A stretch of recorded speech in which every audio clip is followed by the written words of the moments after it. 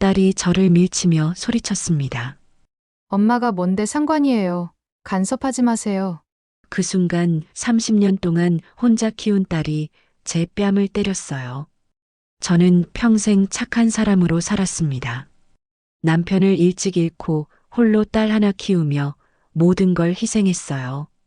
초등학교 교사로 30년간 일하며 아껴서 모은 전 재산 3억 원, 당연히 사랑하는 딸에게 물려주려 했죠.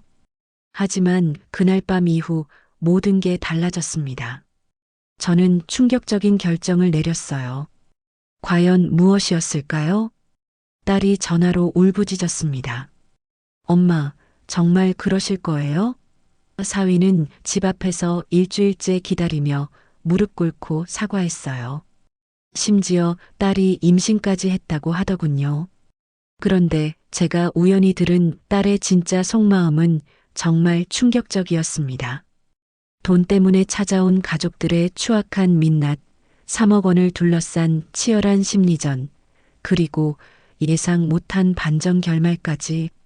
대체 제가 어떤 선택을 했길래 딸 부부가 이렇게 발악했을까요?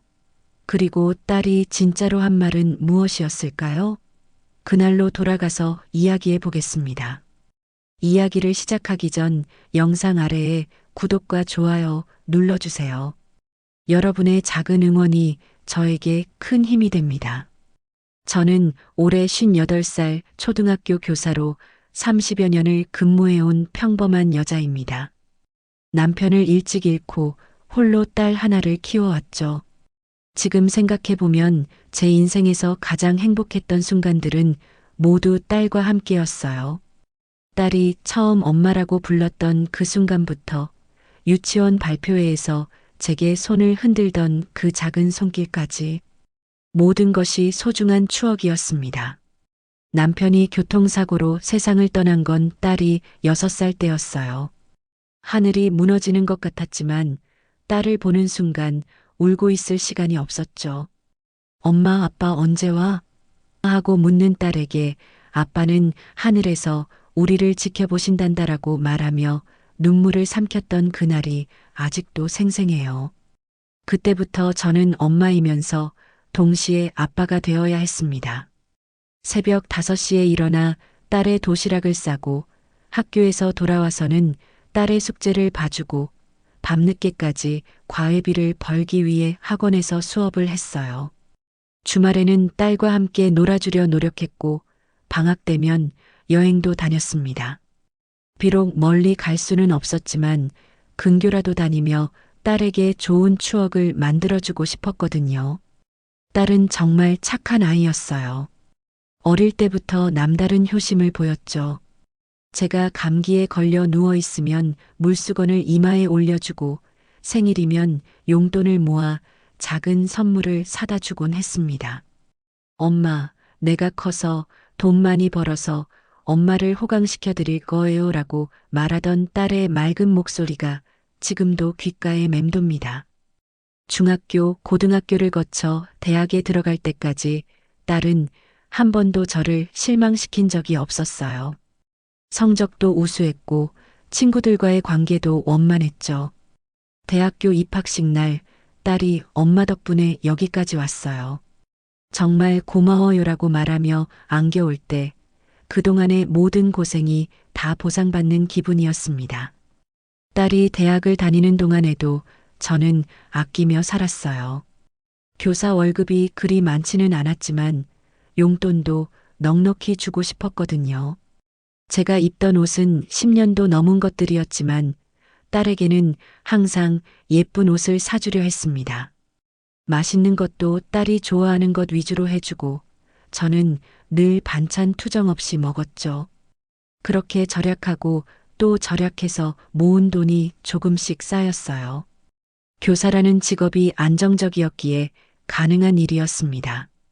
매달 일정 금액을 적금에 넣고 여유가 생기면 펀드에도 투자했어요. 부동산에도 조금씩 관심을 가지며 작은 원룸 하나를 매입하기도 했죠. 모든 게 딸을 위한 일이었습니다. 언젠가 딸이 결혼할 때 어려움 없이 살 수 있도록 해주고 싶었거든요. 딸이 대학 4학년이 되어 취업 준비를 할 때도 저는 최선을 다해 도왔어요. 자기소개서 첨삭부터 면접 연습까지 제가 할 수 있는 모든 걸 해줬습니다. 엄마, 면접 떨어지면 어떡하죠? 라고 불안해하는 딸에게 괜찮다. 우리 딸은 어디든 합격할 거야 라고 격려해주며 든든한 버팀목이 되어주려 했어요. 다행히 딸은 괜찮은 회사에 취업했고 사회생활을 시작했습니다. 첫 월급을 받던 날 딸이 작은 선물을 사들고 와서 엄마 그동안 정말 고생 많으셨어요. 이제 제가 엄마를 돌봐드릴게요라고 말했을 때 눈물이 핑 돌았어요. 아, 내 인생이 헛되지 않았구나 싶었죠. 이때만 해도 저는 딸이 평생 제 곁에서 함께 살 거라고 생각했습니다. 결혼을 해도 멀지 않은 곳에서 자주 만나고 손주들과 함께 행복한 노년을 보낼 수 있을 거라고 막연히 꿈꿨어요. 그때까지만 해도 제가 평생 모은 3억 원이라는 재산이 우리 모녀 사이를 갈라놓는 독이 될 줄은 전혀 몰랐습니다. 딸이 직장에서 만난 남자와 연애를 시작한다고 소개받던 날도 기억나요. 멀쩡해 보이는 청년이었고 딸이 행복해하는 모습에 저도 덩달아 기뻤죠. 엄마, 좋은 사람 만났어요. 엄마도 좋아하실 것 같아요라고 말하는 딸의 얼굴이 그렇게 밝을 수가 없었어요. 하지만 그 행복한 시간도 잠시였습니다. 딸의 결혼 준비가 시작되면서부터 우리 사이에는 미묘한 변화가 생기기 시작했어요. 처음에는 너무 작은 변화여서 눈치채지 못했지만 돌이켜보면 그때부터 이미 균열이 시작되고 있었던 것 같습니다.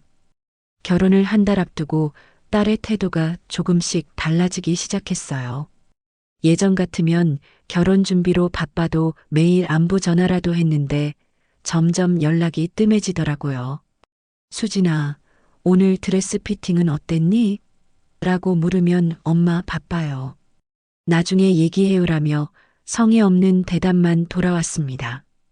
처음에는 결혼 준비 때문에 바쁜가 보다 했어요. 누구나 결혼 앞두면 정신없잖아요. 그런데 결혼식이 끝나고도 딸의 차가운 태도는 계속됐습니다. 신혼여행에서 돌아온 뒤에도 연락이 없어서 제가 먼저 전화를 걸었어요. 수진아, 신혼여행 잘 다녀왔니? 어땠어? 네, 잘 다녀왔어요.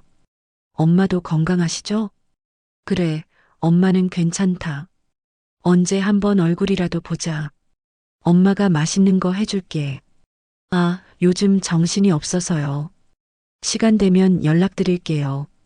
그렇게 말하고 급하게 전화를 끊더라고요. 뭔가 이상했어요. 예전에 따뜻했던 딸이 아니었습니다. 마치 의무적으로 예의상 대화를 나누는 것 같았어요.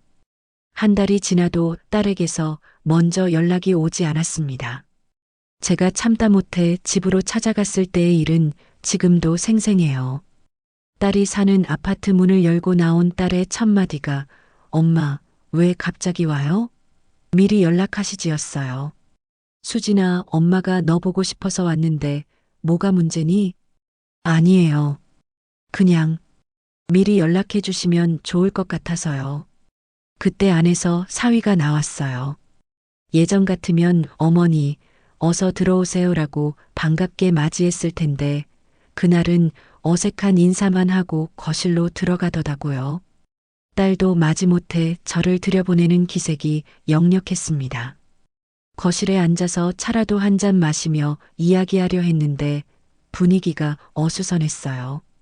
딸과 사위가 서로 눈짓하며 뭔가 신경 쓰는 듯한 모습이었죠. 1시간쯤 있다가 딸이 엄마 저희가 약속이 있어서요라고 하더라고요. 무슨 약속이니?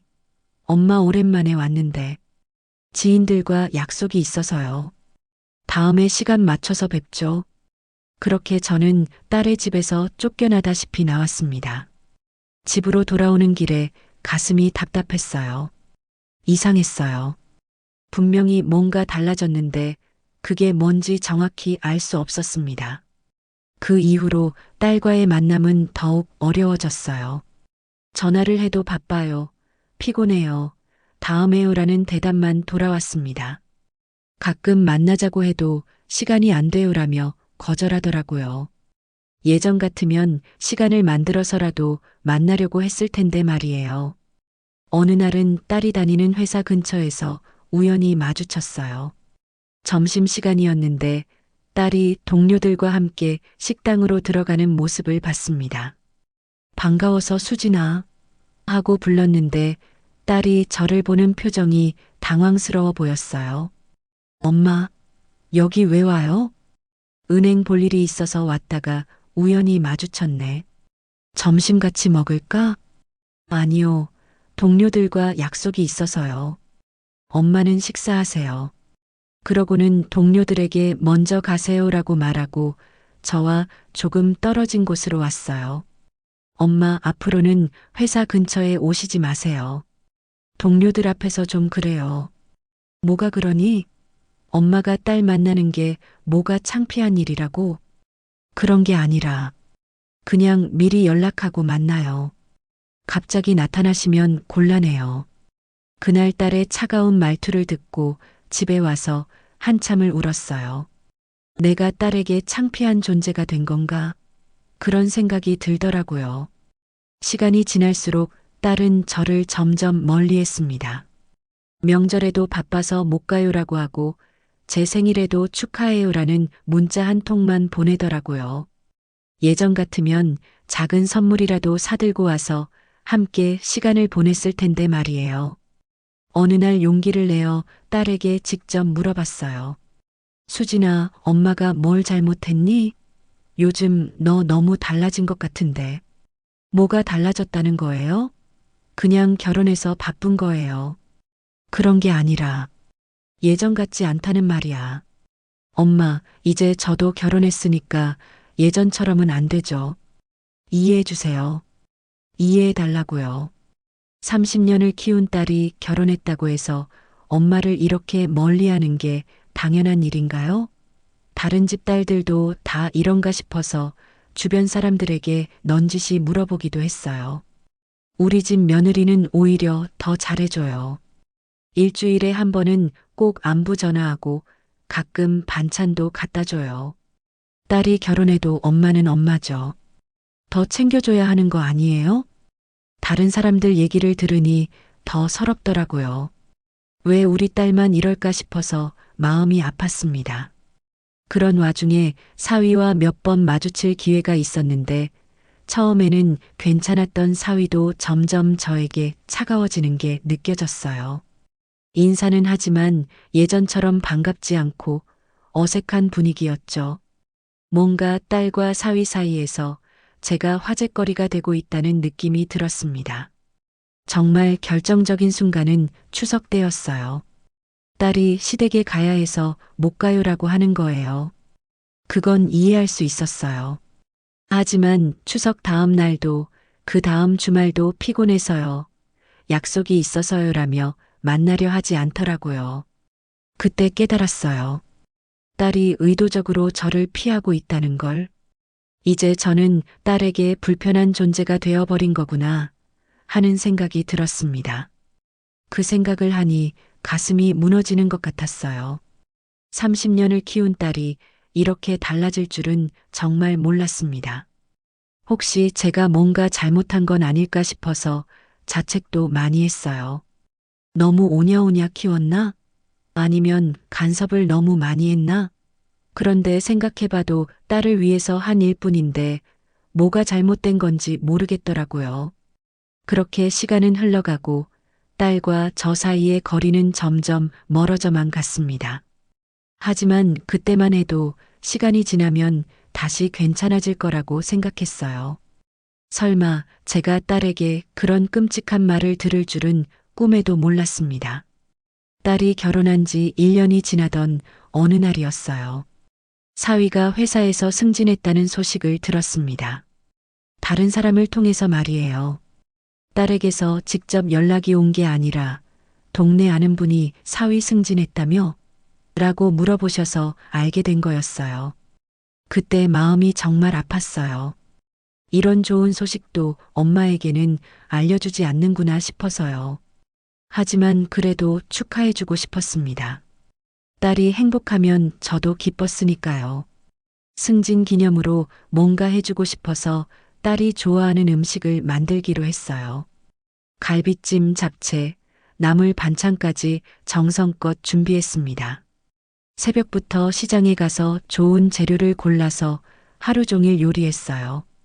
딸이 어릴 때 좋아하던 음식들로만 골라서 말이에요. 음식을 다 준비하고 큰 보온통에 담아서 딸의 집으로 향했습니다. 미리 연락하지 않고 간 게 잘못이었을까요? 하지만 좋은 마음으로 축하하는 마음으로 간 거였는데 말이에요. 딸의 아파트 현관문을 두드리며 수진아, 엄마야. 승진 축하한다고 음식 해왔다라고 말했어요. 문이 열리고 나온 딸의 얼굴이 굳어 있었어요. 엄마, 왜 또 연락 없이 와요? 승진 축하하려고 왔지. 좋아하는 갈비찜도 해왔고, 지금 좀 바빠요. 다음에 와요. 뭐가 바쁘다고 그래? 잠깐만 들어가서 음식이라도 냉장고에 넣어놓고 갈게. 그때 안에서 사위가 나왔어요. 저를 보더니 인상을 찌푸리더라고요. 어머니, 미리 연락하고 오시지 그러세요. 우리도 스케줄이 있거든요. 승진 축하하려고 음식 좀 해왔는데 잠깐만 들어가도 안 될까요? 딸이 저를 가로막으며 말했어요. 엄마, 정말 지금 안 돼요.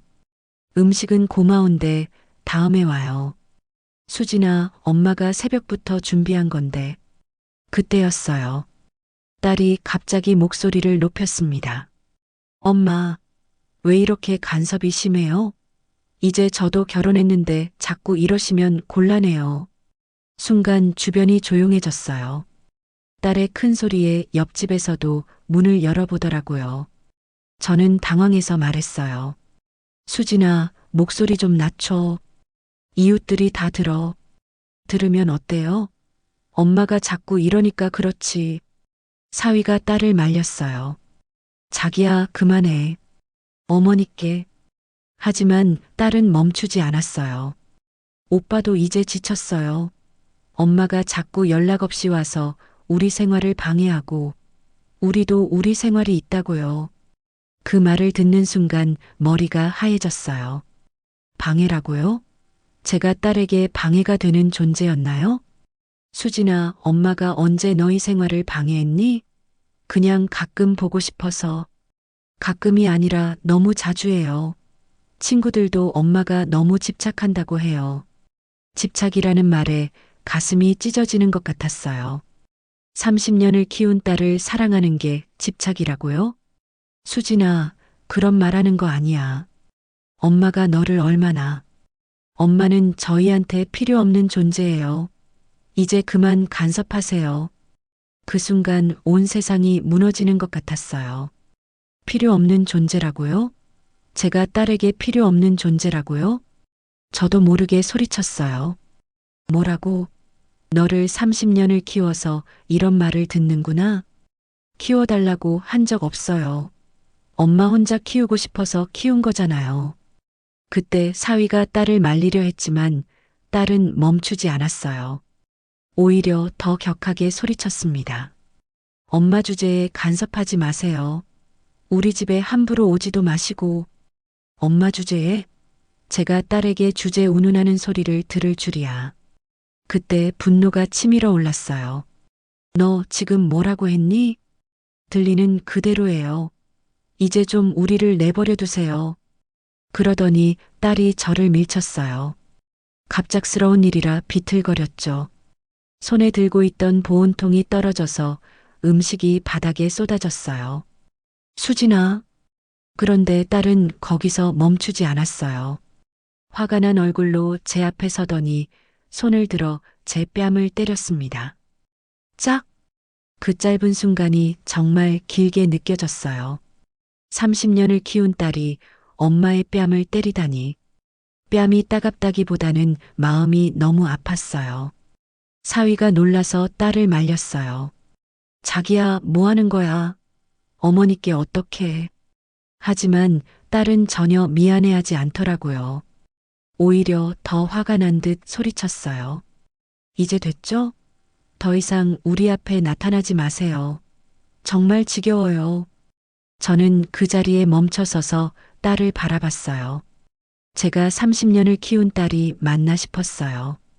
어떻게 엄마에게 이런 말을, 이런 행동을 할 수 있을까요? 쏟아진 음식을 보니 더욱 서럽더라고요.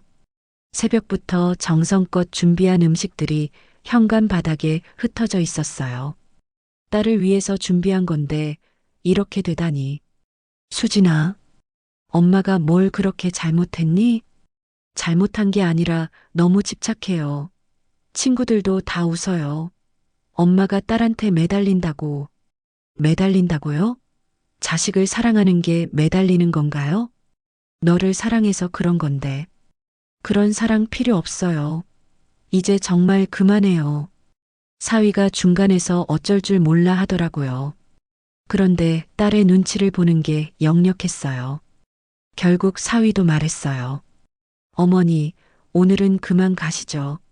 상황이 좀. 그 말을 듣고 정말 모든 게 끝났구나 싶었어요. 사위마저 저를 내쫓는구나 싶어서 더욱 절망스러웠습니다. 바닥에 쏟아진 음식을 보면서 말했어요. 그래, 알겠다. 엄마가 너희한테 짐이었구나. 짐까지는 아니지만 너무 자주 와서. 아니다. 짐이 맞다. 엄마도 이제 알겠다. 그러고는 보온통만 주워서 나왔어요. 엘리베이터를 기다리는 동안 딸의 집에서 계속 소리가 들렸어요. 딸과 사위가 싸우는 소리였죠. 당신 왜 그렇게 했어요? 나도 모르겠어요. 그냥 화가 났어요. 어머니가 얼마나 상처받으셨겠어요. 알아요. 그런데 정말 답답했어요.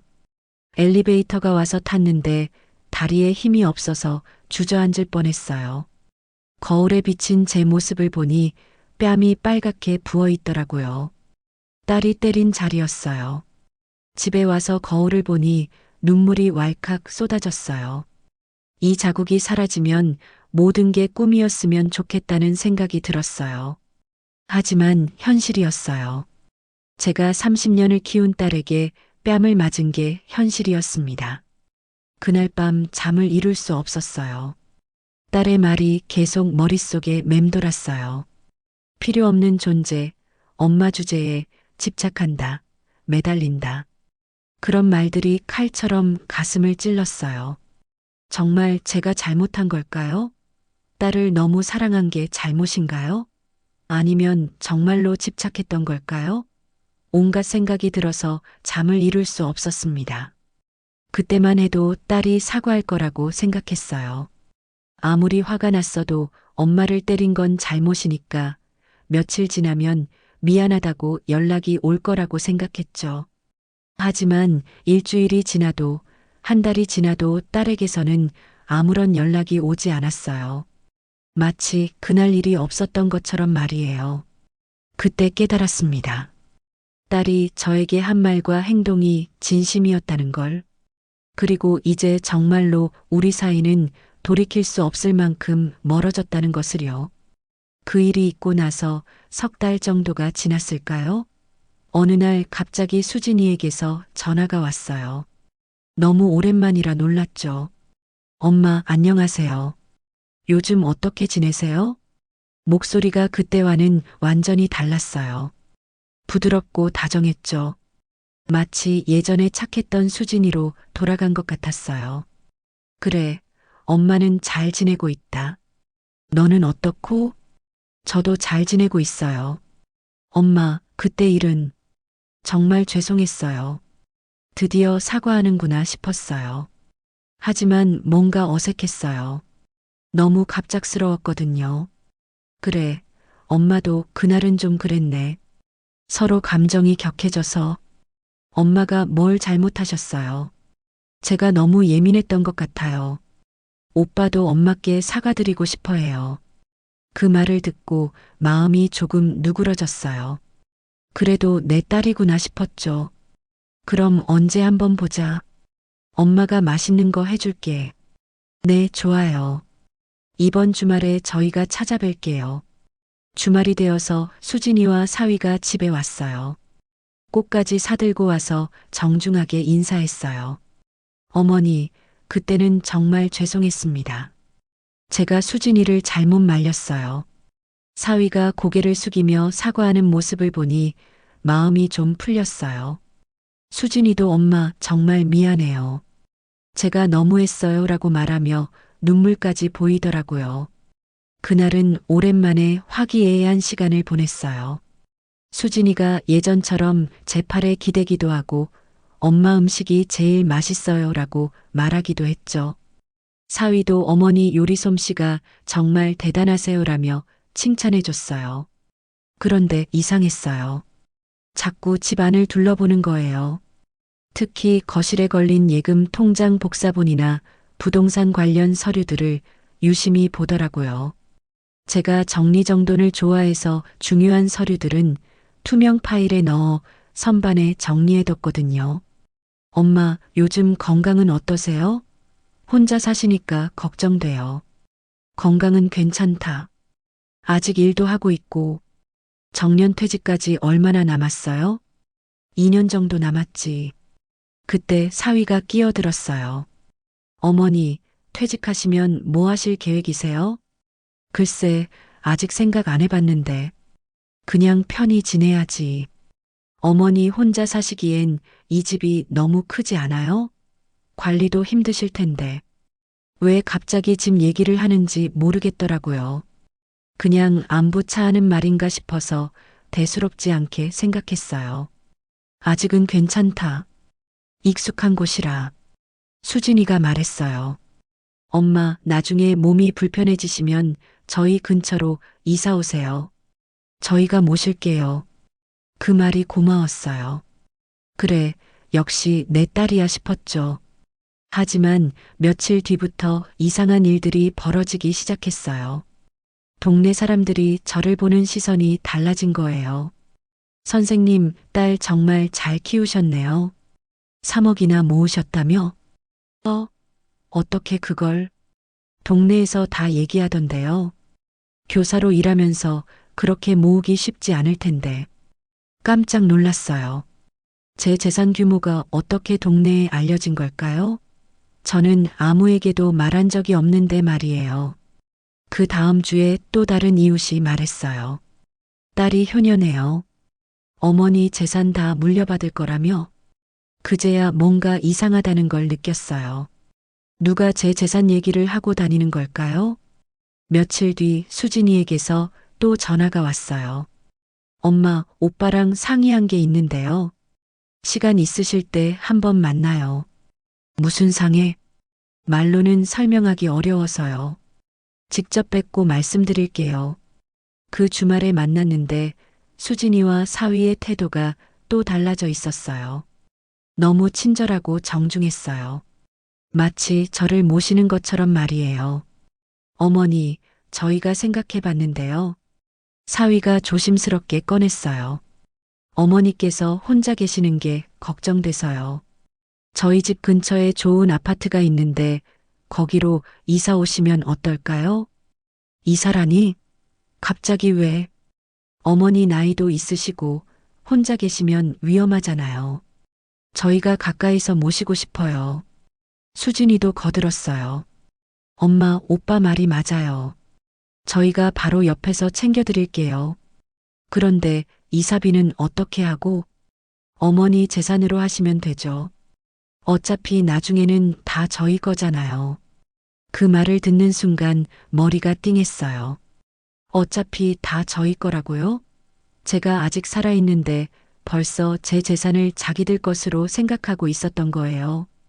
수진아, 그게 무슨 말이니? 아, 그런 뜻이 아니라. 나중에 상속받게 될 테니까요. 사위가 급하게 수습했어요. 어머니, 수진이가 말을 잘못했어요. 지금 당장은 어머니 거죠. 다만 저희가 가까이서 모시고 싶다는 뜻이에요. 그때부터 제 마음에 의심이 들기 시작했어요. 혹시 이 아이들이 제 재산을 노리고 있는 건 아닐까? 그 뒤로 수진이와 사위는 부쩍 자주 연락했어요. 일주일에 두세 번씩 안부 전화를 하고 주말마다 찾아오려 했어요. 예전에 그렇게 피하던 것과는 정반대였죠. 엄마, 몸은 괜찮으세요? 병원 가실 때 저희가 모셔다 드릴게요. 어머니, 집 수리할 곳 있으시면 말씀하세요. 저희가 다 해드릴게요. 너무 갑작스러운 변화였어요.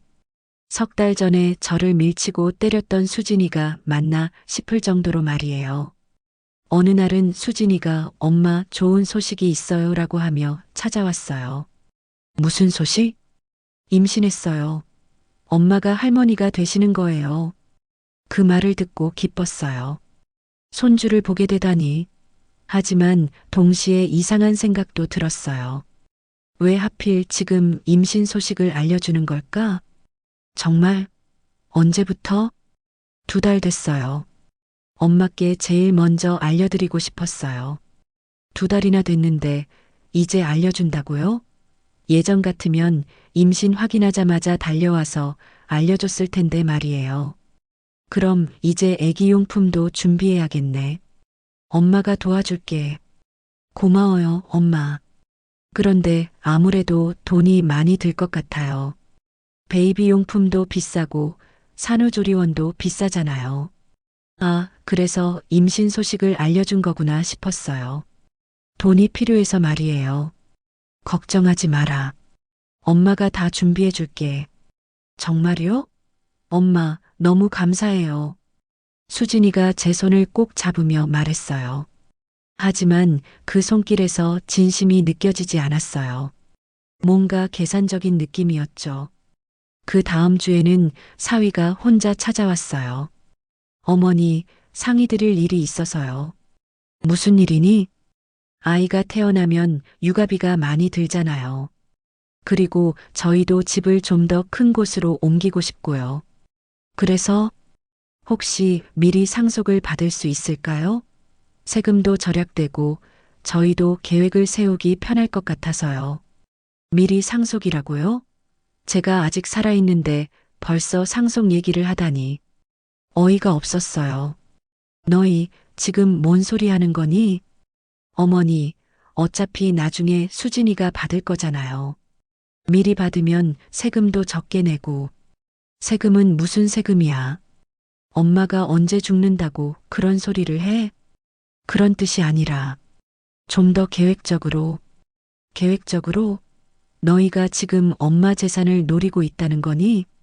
사위가 당황해서 말을 더듬었어요. 아니에요, 어머니. 그런 게 아니라. 그럼 뭐야? 석 달 전에는 엄마를 때리고 내쫓더니 지금은 돈 얘기를 하러 와? 그때 사위의 얼굴이 붉어졌어요. 어머니, 그때 일은 수진이가 너무 스트레스를 받아서. 스트레스? 엄마를 때릴 정도로? 죄송합니다. 하지만 이제는 정말 어머니를 모시고 싶어요. 모시고 싶다는 말이 공허하게 들렸어요. 진심이 아니라는 게 너무 뻔했거든요. 그날 밤 혼자 생각해 봤어요. 동네에 제 재산 소문이 퍼진 것도, 갑자기 달라진 수진이와 사위의 태도도 모든 게 연결되어 있었어요. 제 3억 원 때문이었던 거죠. 일주일 뒤에 수진이가 또 왔어요. 이번에는 배를 쓰다듬으며 말했어요. 엄마, 태교에 좋다고 해서 클래식 콘서트 가려고 하는데 티켓이 비싸요. 얼마인데? 20만 원이요. 그런데 저희 형편에는 좀, 또 돈 얘기였어요. 태교라는 핑계로 돈을 달라는 거였죠. 그래, 엄마가 줄게. 정말요? 고마워요, 엄마. 그렇게 돈을 주긴 했지만 마음이 편하지 않았어요. 이 아이들이 정말 저를 사랑해서 오는 건지 아니면 돈 때문에 오는 건지 확신이 서지 않았거든요. 그러던 어느 날 우연히 충격적인 사실을 알게 됐어요. 아파트 관리사무소에 볼 일이 있어서 갔는데 거기서 수진이와 사위를 목격한 거예요. 그런데 그들이 나누는 대화를 들었습니다. 여보, 어머니 통장에 돈이 얼마나 있는지 확인했어? 대충 봤는데 적금만 2억 정도 되는 것 같아. 부동산까지 합치면 3억은 넘을 거야. 다행이다. 생각보다 많네. 그러게. 처음에는 그냥 무시하려고 했는데 이 정도 돈이면 무시할 수 없지. 임신한 척 하는 것도 효과가 있는 것 같아. 어머니가 완전 넘어가셨어. 임신은 진짜야. 다만 어머니한테 좀 더 잘해서 상속 확실히 받는 거지. 제가 듣고 있는 줄도 모르고 그런 대화를 나누고 있었어요. 그 순간 온몸이 떨렸습니다. 결국 돈 때문이었구나. 제 재산 때문에 다시 찾아온 거였구나. 그날 집에 와서 거울을 보니 얼굴이 새하얗더라고요. 충격이 너무 컸어요. 임신도 진짜지만 그것까지도 계산에 넣고 있었던 거예요. 손주에 대한 기대마저도 이용당한 기분이었습니다. 그때 결심했어요. 이제 더 이상 이 아이들에게 휘둘리지 않겠다고. 제가 평생 모은 소중한 재산을 이런 식으로 탐내는 사람들에게 줄 수는 없다고 말이에요. 그날 밤 잠을 이루지 못하고 고민했어요. 어떻게 해야 할까? 그냥 모른 척하고 넘어갈까? 아니면 아예 확실하게 정리해버릴까? 다음날 아침 일찍 변호사 사무실을 찾아갔습니다. 평생 변호사 사무실에 가본 적이 없었는데 그날은 정말 결심이 섰거든요. 선생님, 유언장을 작성하고 싶습니다. 아, 그러세요. 상속 관련해서 특별한 사정이 있으신가요? 제가 겪은 일을 차근차근 설명했어요. 변호사도 놀라더라고요. 그렇다면 딸을 상속에서 배제하고 싶으시다는 말씀이신가요? 네, 그렇습니다. 하지만 딸이 유일한 상속인이시잖아요. 그럼 재산을 어떻게 처분하실 계획이신지요? 그때 문득 떠오른 게 있었어요. 제가 30년간 교사로 일하면서 만났던 아이들 중에 가정 형편이 어려워서 공부를 포기해야 했던 아이들이 많았거든요. 장학재단에 기부하면 안 될까요? 물론 가능합니다. 아주 좋은 선택이라고 생각해요. 그렇게 유언장 작성을 시작했어요. 제 전 재산 3억 원을 어려운 아이들의 장학금으로 쓰겠다고 명시했죠. 수진이는 법정 상속분조차 받을 수 없도록 확실하게 배제했어요. 유언장을 작성하고 나니 마음이 후련했어요. 제 재산이 정말 필요한 아이들에게 도움이 될 거라는 생각에 오히려 뿌듯했죠. 그런데 일주일 뒤에 수진이에게서 급한 전화가 왔어요. 엄마, 큰일 났어요. 병원에서 조심하라고 했는데 출혈이 있어서 입원했어요. 뭐, 지금 어느 병원에 있니? 선병원이요. 엄마, 빨리 와주세요. 무서워요. 급하게 병원으로 달려갔어요. 그래도 손주니까 걱정이 되더라고요. 병원에 도착해 보니 수진이가 침대에 누워 있었어요. 수진아, 괜찮니? 의사는 뭐라고 하던? 안정을 취하면 괜찮다고 해요. 엄마, 무서웠어요. 눈물을 보이며 제 손을 잡더라고요. 그 모습을 보니 마음이 아팠어요. 아무리 미워도 제가 낳은 딸인데 말이에요. 괜찮다, 괜찮아. 엄마가 여기 있잖아. 그때 사위가 들어오더니 말했어요. 어머니, 의사가 당분간 안정을 취해야 한다고 하는데 회사를 쉬어야 할 것 같아요. 그래야지. 건강이 우선이야. 그런데 수진이가 회사를 쉬면 월급이 줄어들어서 생활비가 좀 부족할 것 같아요. 또 돈 얘기였어요. 수진이의 위험한 상황도 결국 돈을 요구하는 수단으로 이용하고 있었던 거예요. 얼마나 필요한데? 한 달에 100만 원 정도요. 몇 달만. 100만 원씩 달라고요? 저는 한 달 생활비가 50만 원도 안 드는데 말이에요.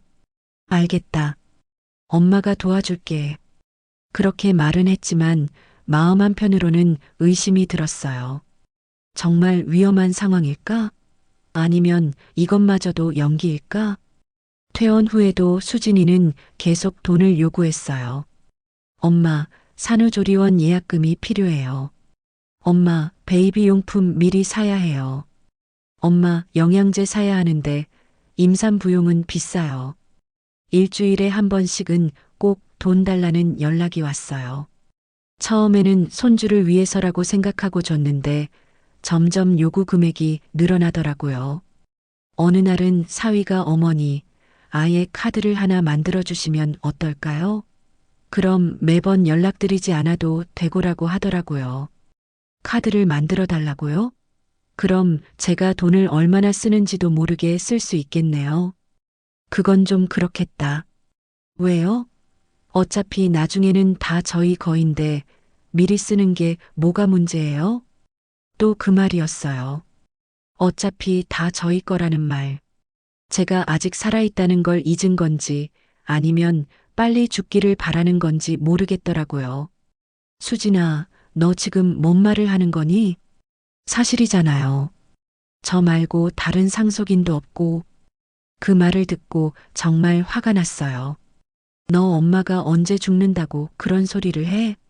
그런 뜻이 아니라 현실적으로 생각해보면 현실적으로 넌 지금 엄마 재산만 바라보고 있구나. 엄마도 져주려고 모은 거 아니에요? 그 말이 맞기는 했어요. 저는 정말 수진이를 위해서 돈을 모았거든요. 하지만 이런 식으로 탐내는 건 아니었어요. 그때 마침 수진이 핸드폰이 울렸어요. 급하게 봤더니 다른 방으로 가서 통화하는데 목소리가 들렸어요. 응, 지금 엄마 집에 있어. 돈 좀 받으려고. 아직 확실하지 않아. 유언장 같은 거 있는지 확인해 봐야겠어. 잠깐만. 수진이가 제가 듣고 있다는 걸 깨달았나 봐요. 급하게 전화를 끊고 나왔어요. 누구랑 통화했니? 아, 친구요. 병원 일로. 거짓말이라는 게 뻔했어요. 유언장 얘기까지 나왔으니까요. 그날 수진이와 사위가 돌아간 후 저는 큰 결심을 했습니다. 다음 날 바로 변호사 사무실로 가서 유언장 작성을 완료했어요. 그리고 장학재단과도 연락해서 기부 절차를 시작했죠. 변호사가 말했어요. 정말 확실하시겠어요? 한번 작성하면 번복하기 어려워요. 네, 확실합니다. 이런 아이들에게 제 재산을 맡길 수는 없어요. 그 다음 주에 수진이에게서 전화가 왔을 때 저는 침착하게 말했어요. 수진아, 엄마가 할 말이 있다. 네, 뭐예요? 엄마 재산 노리지 마라. 엄마가 다 알고 있다. 엄마, 그게 무슨... 삼부 아파트 관리사무소에서 한 얘기 다 들었다. 유언장 있는지 확인해 보겠다고 한 것도 말이야. 전화 너머로 수진이가 당황하는 소리가 들렸어요. 엄마, 오해예요. 그런 뜻이 아니라. 오해가 아니야. 엄마가 직접 들었는걸. 그때부터 수진이와 사위의 진짜 얼굴이 드러나기 시작했어요. 더 이상 연기할 필요가 없다고 생각했나 봐요. 그럼 어쩌실 거예요? 어차피 저 말고는 받을 사람이 없잖아요. 그건 엄마가 정할 일이야. 설마 진짜 다른 데 주실 건 아니죠? 그 말투에서 여전히 제 재산을 당연하게 여기고 있다는 걸 느꼈어요. 이미 정했다. 너는 한 푼도 받을 수 없어. 뭐요? 그게 무슨 말이에요? 유언장 작성했다. 내가 엄마한테 한 행동들, 엄마는 다 기억하고 있어. 전화 너머로 사위와 급하게 얘기하는 소리가 들렸어요. 그러더니 수진이가 울기 시작했어요. 엄마, 정말 그러실 거예요? 저는 엄마의 유일한 딸인데, 유일한 딸이 엄마를 때리고 필요 없는 존재라고 했지? 그때는 제가 잘못했어요. 정말 미안해요. 하지만 이미 늦었어요. 진심으로 미안해하는 것도 아니고 돈 때문에 사과하는 거라는 게 뻔했거든요. 그 이후로 정말 난리가 났어요. 수진이와 사위가 매일같이 찾아와서 문 앞에서 사과했어요. 어머니, 저희가 잘못했습니다. 용서해 주세요. 엄마, 제발 한 번만 용서해 주세요. 저는 정말 엄마가 필요해요. 하지만 저는 문을 열어주지 않았어요. 이미 마음을 정했거든요.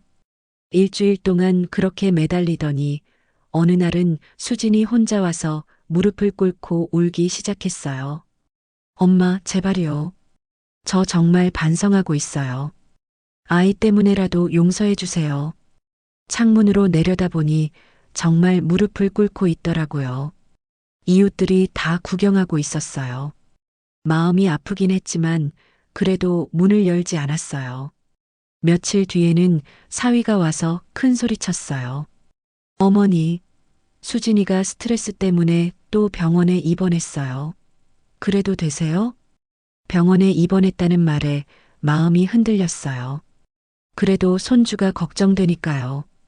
하지만 이것마저도 거짓말일 수 있다는 생각이 들었어요.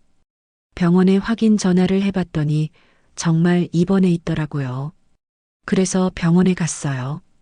수진이를 보니 많이 야윈 것 같았어요.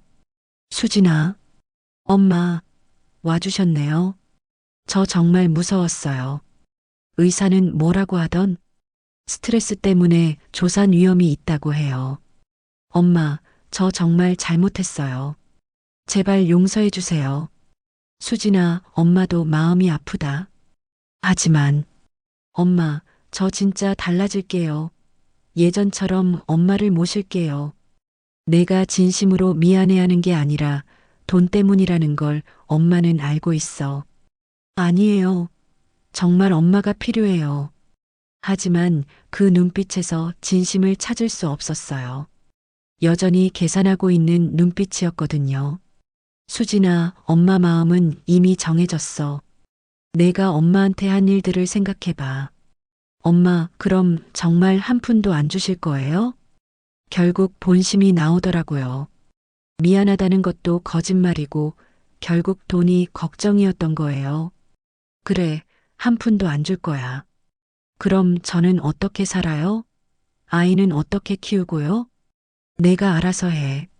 엄마 도움 없이도 잘 살 수 있다고 했잖아. 엄마, 그만해, 수진아. 이제 엄마도 지쳤어. 그 말을 남기고 병원을 나왔어요.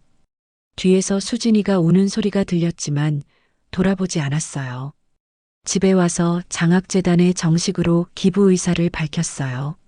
3억 원 전액을 어려운 가정의 아이들 교육비로 쓰겠다고 했죠. 정말 전액을 기부하시겠어요? 가족은 괜찮으신가요? 가족이라고 할 만한 사람은 없습니다. 아이들에게 도움이 되는 게 더 의미 있을 것 같아요. 기부 절차를 마치고 나니 정말 후련했어요. 제 돈이 정말 필요한 곳에 쓰일 거라는 생각에 마음이 편해졌죠. 며칠 뒤 수진이가 퇴원했다는 소식을 들었어요. 그런데 그 이후로는 연락이 뚝 끊어졌어요. 더 이상 사과하러 오지도 않고 전화도 오지 않았어요. 결국 돈이 목적이었다는 게 확실해진 거죠. 가끔 동네에서 수진이 부부를 목격하곤 해요. 저를 보면 고개를 돌리거나 피해 가더라고요. 한때는 가슴이 아팠지만 이제는 그러려니 해요. 지난주에는 장학재단에서 연락이 왔어요. 제 기부금으로 5명의 아이들이 장학금을 받게 됐다고 하더라고요. 그 아이들의 편지를 읽으니 눈물이 났어요. 정말 감사해야 하는 마음이 느껴졌거든요. 할머니 덕분에 공부를 계속할 수 있게 됐어요. 열심히 공부해서 꼭 훌륭한 사람이 될게요. 그런 편지를 받으니 제 선택이 옳았다는 확신이 들었어요. 제 돈이 정말 가치 있는 곳에 쓰이고 있구나 싶었죠. 이제 저는 자유롭습니다. 수진이 눈치를 볼 필요도 없고 재산 때문에 이용당할 걱정도 없어요. 물론 외롭긴 해요. 30년을 함께한 딸을 잃은 건 큰 상실이니까요. 하지만 이제는 제 자신을 위해 살기로 했어요. 그동안 딸만 생각하며 살았는데 이제는 제가 하고 싶은 일들을 하며 살 거예요. 여행도 가고 취미 생활도 하고 새로운 사람들도 만나면서 말이에요. 수진이는 이제 제게 딸이 아닙니다. 그냥 남남이에요. 슬프지만 그게 현실이고 저는 그 현실을 받아들였어요. 여러분도 비슷한 상황에 놓이신다면 어떤 선택을 하실지 정말 궁금해요. 가족이라는 이름으로 이용당하는 것과 혼자 사는 것 중에 어느 쪽이 더 나은 선택일까요? 댓글로 여러분의 생각을 들려주세요. 이제 저는 수진이의 엄마가 아니라 저 자신으로 살아갑니다. 그리고 그 선택을 후회하지 않아요. 여러분, 오늘 이야기 어떠셨나요? 앞으로도 진짜 인생 이야기, 진한 감동의 순간들을 전해드릴 환갑 오디오가 함께하겠습니다. 영상이 마음에 드셨다면 구독과 좋아요 버튼을 꼭 눌러주세요. 알림 설정까지 해두시면 더 많은 삶의 이야기와 지혜를 가장 먼저 받아보실 수 있습니다. 따뜻한 마음으로 10년은 더 젊게, 20년은 더 행복하게 사는 그날까지 환갑 오디오였습니다. 감사합니다.